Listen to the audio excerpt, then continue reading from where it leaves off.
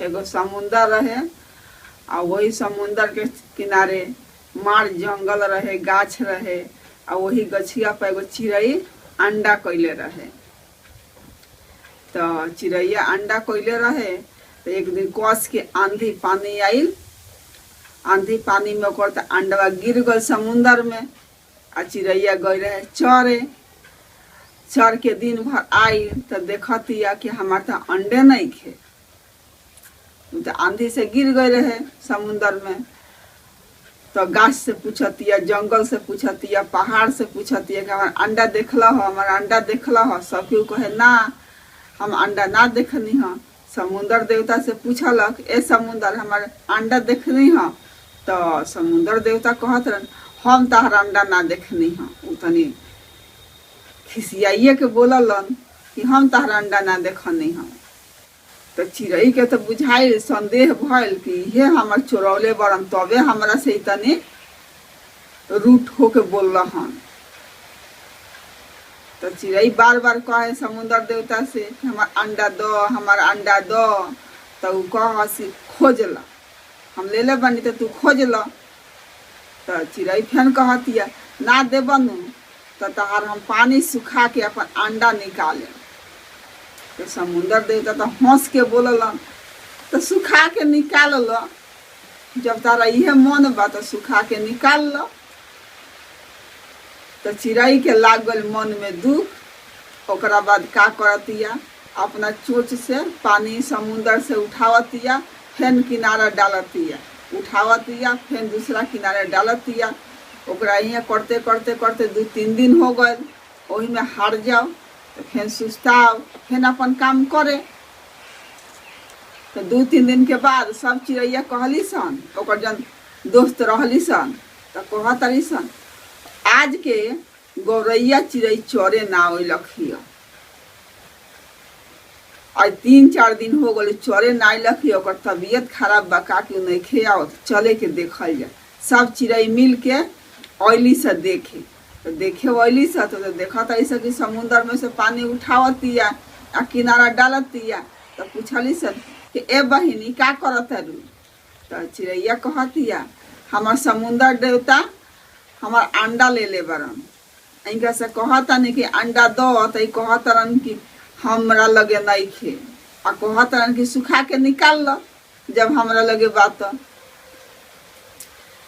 तो हमरो जिद हो गइल बा, इनकरा के सुखाएम आ सुखा के अपन अंडा निकाल लेम।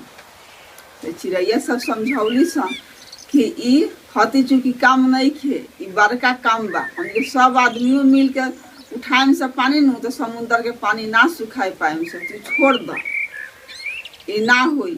तो यही पर गौरैया ना मानल, अपन काम करते बिया। वो लोग बात सुन लेलक, फिर अपन किनारा जात समुंदर में से पानी उठावतिया, फिर किनारा डालतिया। यहाँ करते करते माने ओकरा माने तबीयत खराब होखे लगल, धीरे धीरे कमजोर होखे लगल, खाए पिए ना, दाना चुंगे ना जा, अब कामे में लागो रहे। तो सब चिड़ैया सलाह कैली सन चले के हमने गरुड़ देवता लगे। तो गरुड़ देवता लगे गइली सन आ गरुड़ देवता से कहली सन कि ये गरुड़ देवता, गौरैया तो ऐसा न जिद पकड़ले बिया कि बुझाता कि मरिए जाई। तो गरुड़ देवता कहलन का बात है बोललो। तो गौरैया के अंडा समुंदर में गिर गइल बा आ समुंदर से कहती है कि हमार अंडा दो, अंडा दो। तो समुंदर देवता कहतन कि हमरा लगे अंडा नहीं खे, तहरा उतने अथी बा तो सुखा के निकाल लो। तो वही में उलागल बिया और ओकरा से समुंदर सूखी, उनके सभी आदमी मिल के सुखाइन से तो ना सूखी। तो गरुड़ देवता अइलन, गौरैया से कहलन। तो गरुड़ देवता कहलन ए गौरैया ई काम छोड़ द, ई काम ना होई, ई एकदम दिक्कत वाला काम बा, असंभव काम बा। हमके सब आदमी मिल के सुखाएम से तो समुंदर के ना सुखाए पाएम सन। इनको बात सुन लेलक, फिर अपना काम में लागले बिया, काम करतिया, चोच में पानी उठावतिया, फिर दूसरा किनारा डालतिया। तब गरुड़ देवता गइलन विष्णु भगवान लगे। विष्णु भगवान से कहलन के विष्णु भगवान रौरा एगो हमार मदद कर दी, ना तो गौरैया मर जाई। तो गरुड़ देवता कह विष्णु भगवान कहलन का बात ह?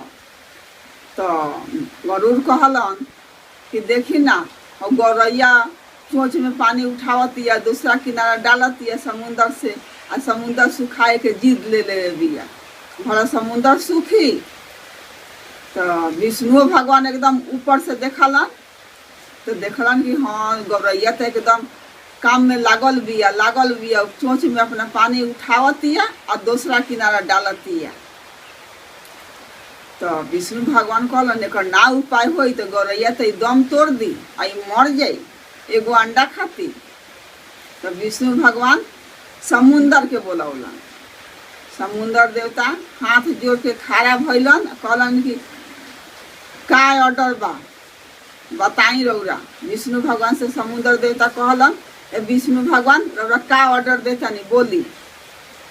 तो विष्णु भगवान कहलन समुंदर के एगो तू काम कर, ना तो गौरैया ये अपन दम तोड़ दी, तू दू डेग पीछा हट जा अपन पानी लेके, आ गौरैया अपन अंडा निकाल ले। तो समुंदर कहलन ठीक बा, जौन राउर आदेश होई उ तो मानही के बा। तो समुंदर देवता दू डेग अपन पानी लेके पीछा हट गइलन, माने लगी भर कोस भर माने हट गलन पीछा अपन पानी लेके।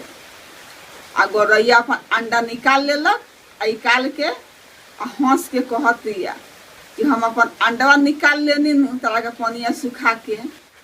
तो गौरैया तो बुझतिया कि हम पानी सुखौनी हो आ निकलनी हो। आ उ तो सब चिड़ै मिल के, गरुड़ देवता मिल के, विष्णु भगवान मिल के सबके उ समुंदर से कहलक। तो समुंदर पीछा हट गइलन, गौरैया अंडा निकाल लेलक।